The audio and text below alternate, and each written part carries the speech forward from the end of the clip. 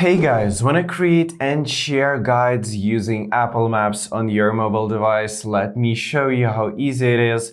So follow along this tutorial step by step.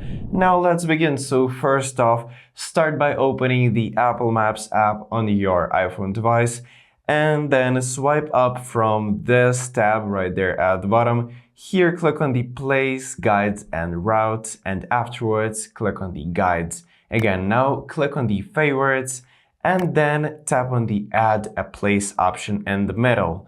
Now select the place that you want to be used for the guide. For example, I don't know, a hotel, and then click on the Done option at the top right. Now click on the guide right here, and from there you can share it. So click on the share icon at the right side right there, and then select the suggested contact from the list of the options, or simply copy the link. So now I will suggest a contact and then click on the send at the top right. So that's pretty much it, guys. Thank you for watching and subscribe for more tips.